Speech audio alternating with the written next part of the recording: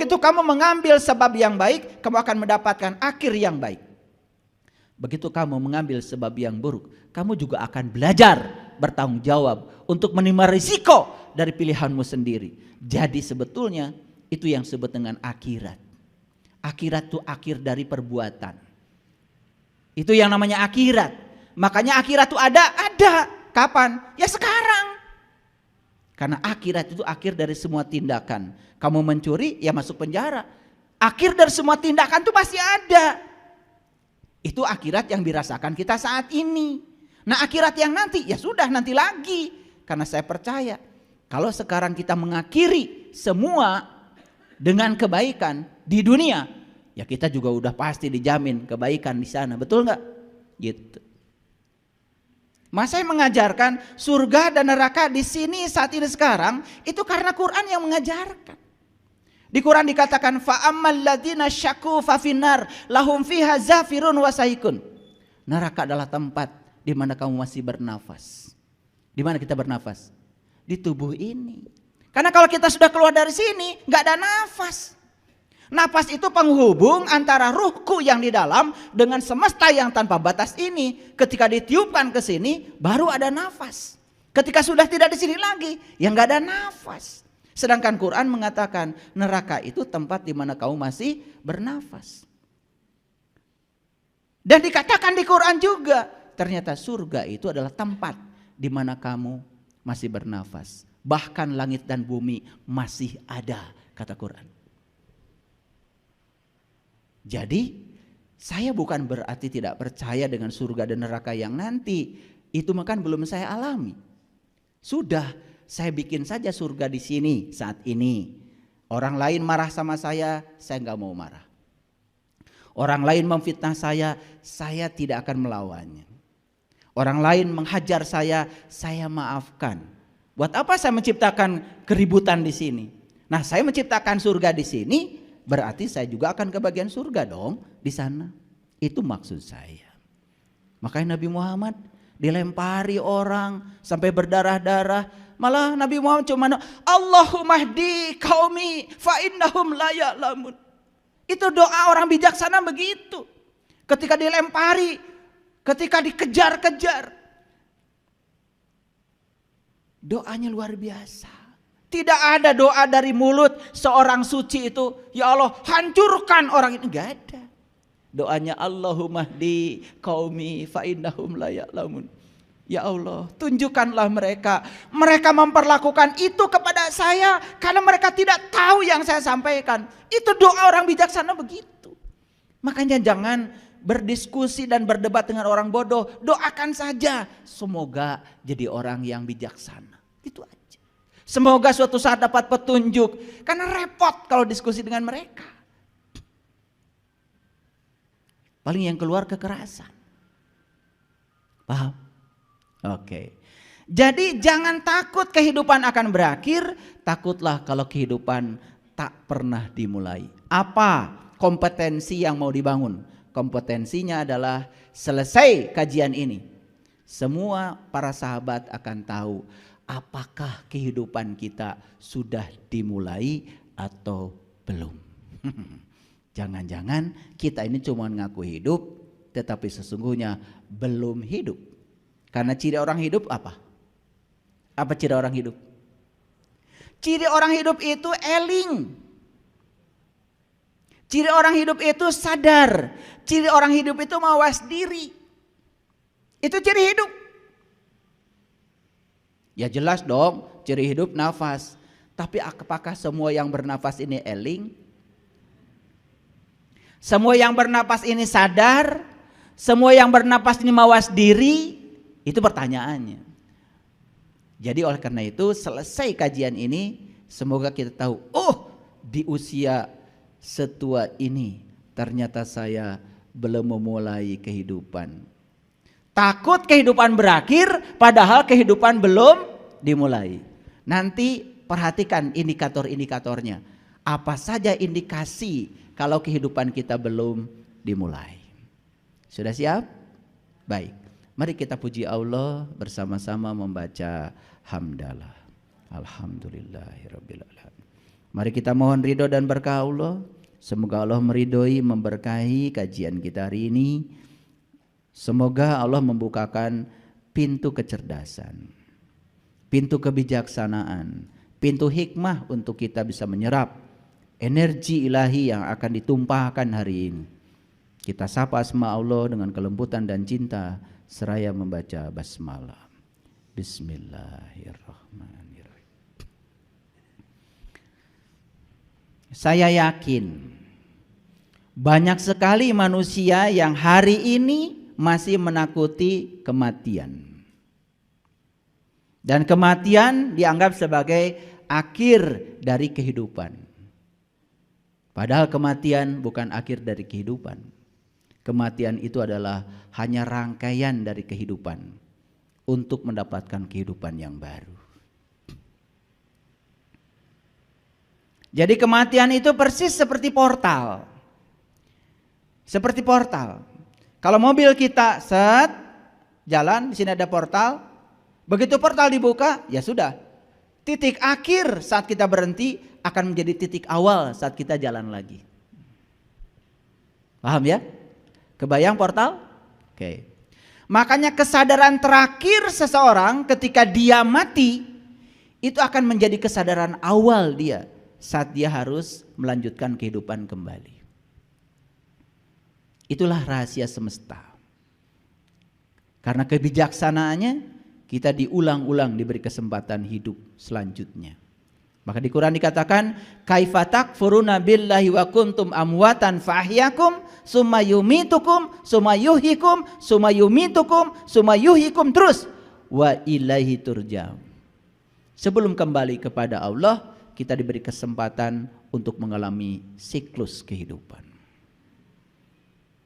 Oleh karena itu ada 3 tugas kita di sini. 1, meluruskan jalan bengkok yang pernah kita lalui.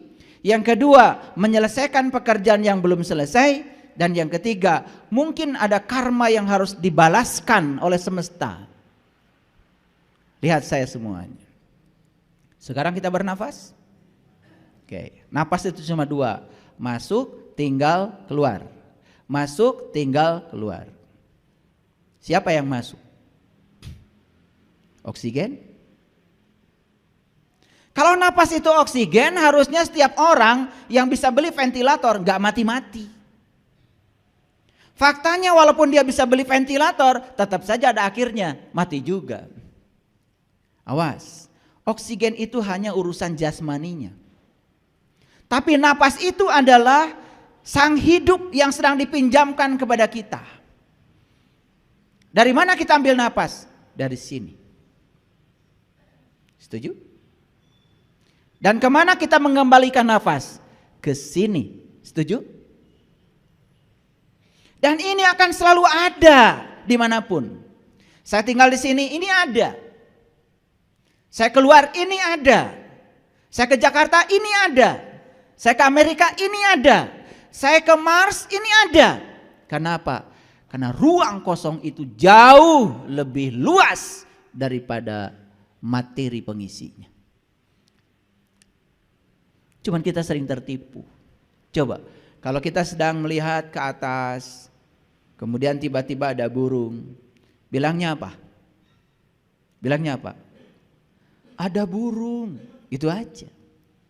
Padahal sebenarnya yang kelihatan besarnya itu kan ruang kosong. Betul nggak? Harusnya kalau orang yang jujur, waras pikirannya, ada ruang kosong, ada isinya burung. Pernah nggak ngomong gitu? Coba lihat ke depan sini, lihat saya. Lihat ke depan, lihat apa? Lihat ruang kosong kan? Tetapi ada isinya, saya. Dan saya jauh lebih kecil daripada ruang kosong. Dan ruang kosong itu tidak bisa dibeli. Nih ibu-ibu beli cincin emas. Berapa emas 1 gram sekarang? 1 juta kan? Oke. Jadi kalau beli emas 5 gram untuk cincin sudah 5 juta. Mahal apa tidak? Mahal. Padahal yang dipakai kan ruang kosongnya. Betul apa tidak? Masih mikir? Lah sekarang cincin kalau nggak ada ruang kosongnya gimana makainya? Kan sebetulnya yang dipakai tuh yang bolongnya. Mikir kayak gitu. Betul apa tidak? Beli kalung yang dipakai apanya? Ruang kosongnya. Beli panci yang dipakai apanya? Baru sadar. Beli piring yang dipakai apanya? Lah, beli baju yang dipakai apanya? Kan yang kosongnya.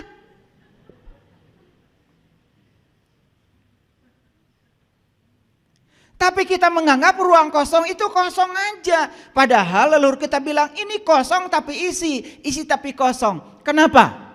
Kita mengambil kehidupan dari sini dan kemudian mengembalikan kehidupan ke sini. Dan pada akhirnya nafas kita itu masuk, keluar, gak masuk lagi. Makanya kita sering mengatakan ketika orang mati menghembuskan nafas yang terakhir. Kemana itu nafas? Ya ke sini, gak kemana-mana kok, ke sini, gitu aja. Sekarang saya tanya, kita ini sekarang hidup apa mati? Hidup mati. Ketika napas masuk hidup, napas keluar mati. Cuma keburu masuk lagi, hidup lagi. Nah karena terus menerus frekuensinya sangat besar. Akibatnya kita merasa seakan-akan kita itu hidup terus. Padahal kita saat ini sudah hidup mati, hidup mati, hidup mati. Jadi sebetulnya apakah kita sudah mengalami pengalaman mati? Kenapa takut?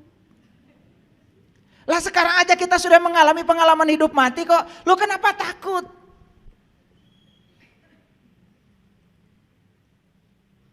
Gak apa-apa kok, mati itu cuma menghembuskan napas terakhir. Setelah itu gak balik lagi. Gitu aja. Kemana? Ke sini. Nah persoalannya adalah saat dia ke sini, apakah dia bisa bersenyawa dengan ini atau tidak? Itu masalahnya. Minyak ketika dimasukkan ke dalam air, dia tinggal dalam air, tetapi tidak bersenyawa dengan air. Kenapa? Karena di dalam minyak itu ada airnya sekaligus ada unsur lain. Disebut ada ketidakmurnian di situ. Tapi begitu minyak disuling, ambil airnya saja, satukan dengan air yang ada, baru bersenyawa. Senyawa itu artinya ikatan. Makanya kita sering menyebut nyawa. Kita sudah salah kaprah. Kalau bicara nyawa, pasti bicara ruh. Itu salah kaprah. Nyawa itu bahasa kimia. Tanya tuh sama Ayah Dedi. Senyawa itu artinya berikatan. Kapan bisa berikatan? Kalau dia itu adalah senyawa. Kalau tidak senyawa tidak akan berikatan. Maaf, kita ini sekarang tinggal dalam tubuhnya Tuhan sebetulnya. Karena Allah sendiri yang mengatakan, aku meliputi semesta raya. Apa yang meliputi semesta raya? Bukan ruang kosong. Ini bahasa sederhana. Kalau nggak ngerti itu kebangetan. Ini saya udah membuka sedikit rahasia. Coba dengarkan kata-kata saya. Aku meliputi semesta raya. Aku meliputi semua makhluk. Clear? Apa yang meliputi semua makhluk? Bukannya ini?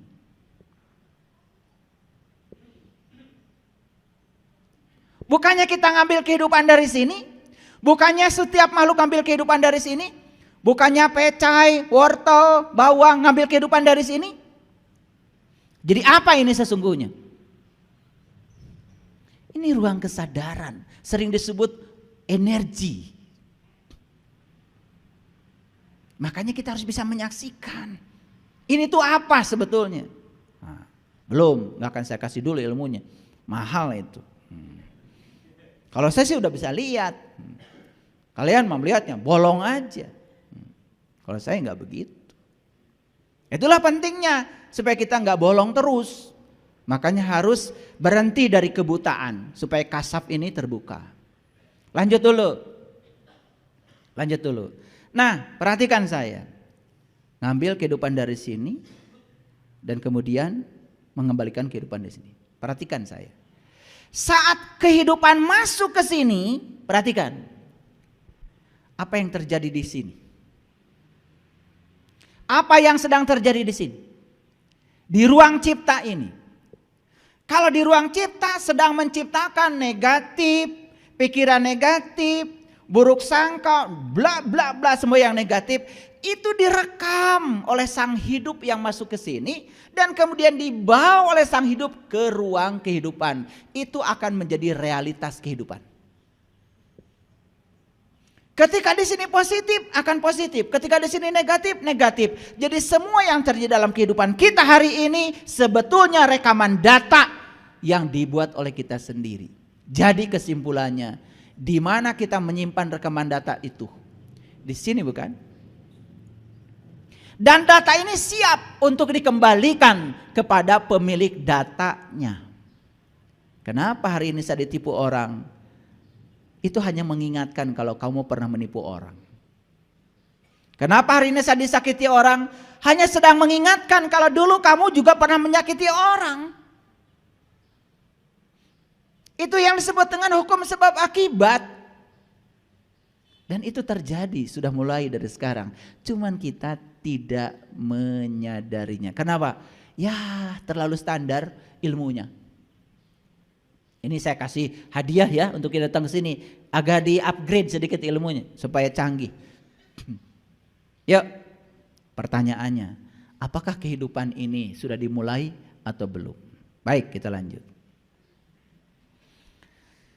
Dalam Quran surat Al-Qasas ayat yang ke-88. Ini kita pakai Quran ya supaya kelihatan ngajinya.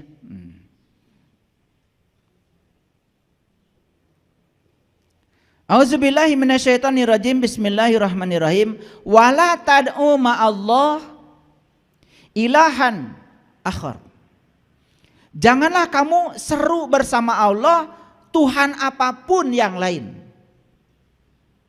Jadi selama kita tidak tahu dan kenal kepada Allah, saat kita menyeru Allah, sekaligus juga kita menyeru yang lain.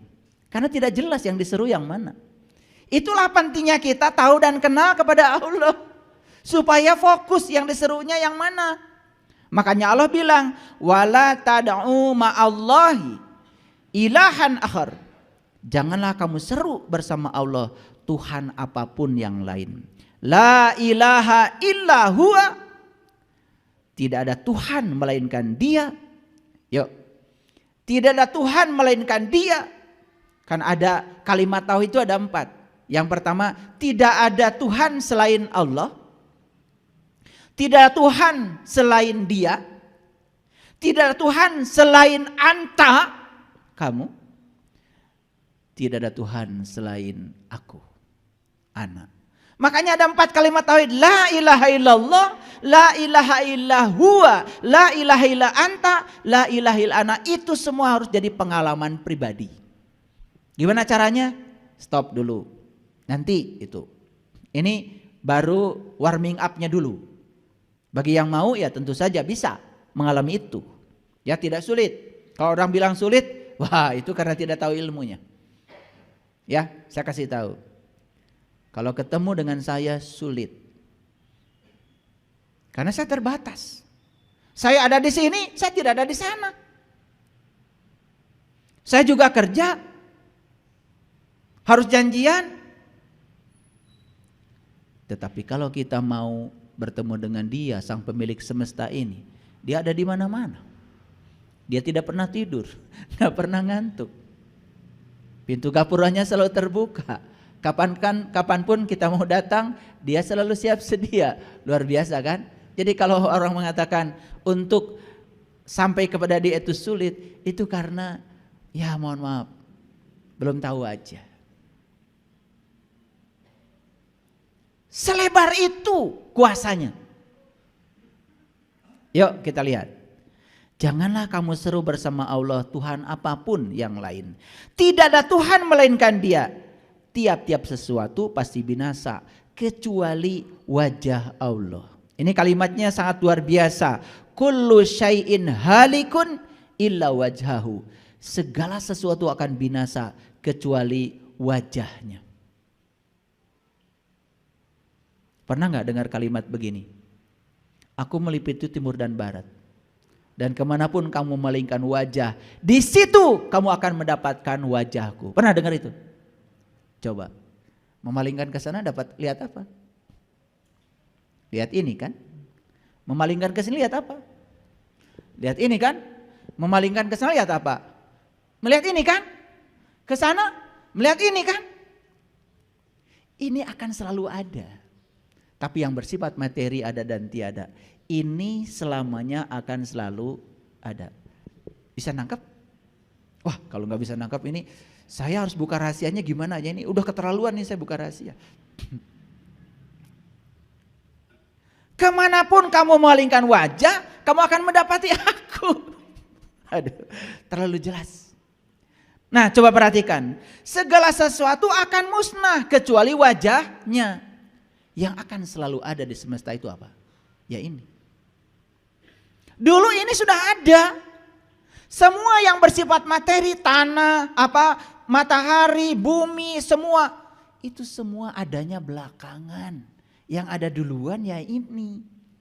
Dan semua juga nanti akan tidak ada. Yang ada ya ini lagi. Paham? Dah, stop dulu sampai situ. Ngaji tauhidnya. Lahul hukmu wa ilaihi turja'un, baginya lah segala kebijaksanaan dan hanya kepadanya lah kamu akan dikembalikan. Semua akan kembali. Kemana? Ya ke sini. Kalau kita mau belajar sains, bagaimana terbentuknya bintang-bintang, planet-planet. Wah, kan sebetulnya ya awalnya itu suatu kekosongan kemudian menciptakan energi. Lalu energi menciptakan materi. Dan materi awal yang diciptakan itu adalah atom. Berapa banyak? Tidak banyak atom yang diciptakan pertama kali. Itu cuma atom-atom tertentu yang dibutuhkan untuk terjadinya proses penciptaan materi yang lain. Makanya Einstein mengatakan materi setara dengan energi. Artinya semua yang bersifat materi hari ini berasal dari energi. Oleh karena itu maka semua yang bersifat materi nanti akan musnah kembali lagi menjadi energi. Karena energi itu kekal, tidak bisa diciptakan, tidak bisa dimusnahkan. Nah, hukum kekekalan energi, yang kekal siapa? Kita pusing ya belajar fisika dengan belajar tauhid itu dulu terpisah ya, karena kita nggak ngerti. Padahal yang materi dengan yang imateri itu simetri. Makanya ada yang mengkritik saya, berani-berani ngomong agama katanya ahli fisika. Lah, memangnya agama itu memangnya monopoli siapa? Karena Allah udah bilang, yadillahu linuri mayasya. Aku akan menunjukkan pada cahayanya siapa saja yang aku kehendaki. Siapa yang dikehendaki Allah? Yang punya kehendak. Bukankah itu kebebasan dari Allah? Allah itu demokratis sekali. Jadi bohong kalau Allah itu mengunggulkan si A, tidak mengunggulkan si B. Tuhan macam apa kayak gitu? Dia maha adil, dia maha luas. Makanya Allah udah bilang, inna akramakum indallahi atqakum. Sesungguhnya yang paling mulia menurut aku, kata Allah, adalah orang yang paling bertakwa, siapapun itu. Nah, apa pesan dari ayat ini? Pesan dari ayat ini adalah satu, perhatikan saya. Segala sesuatu yang bersifat materi akan binasa. Satu-satunya yang tidak akan binasa adalah wajahnya. Jadi oleh karena itu kita akan kembali ke asal kita sendiri. Bukankah kembali ke asal itu merupakan suatu kebahagiaan? Bukankah kembali ke asal itu merupakan sebuah perayaan? Bukankah ketika kalian mau mudik, lebaran, puasanya belum mulai, sudah beli tiket kereta api saking bahagianya? Bahkan puasa belum mulai sudah merencanakan apa yang mau dibawa ke kampung? Itu berarti kerinduan akan kampung asal. Sayang kita baru rindu pada kampung asal jasmani kita. Kita tidak rindu pada kampung asal rohani kita. Rindu gak? Rindu mudik gak? Nah, kenapa kita tidak rindu mudik ke kampung asal? Karena sampai sekarang kita belum sadar. Segala sesuatu akan musnah kecuali apa? Wajahnya. Apa yang ditakutkan? Selesai kuliah dengan saya hari ini, keluar dari ruangan ini, gak takut lagi kehidupan akan berakhir. Tapi selesai dari sini, akan memulai memikirkan bagaimana cara memulai kehidupan. Setuju? Oke.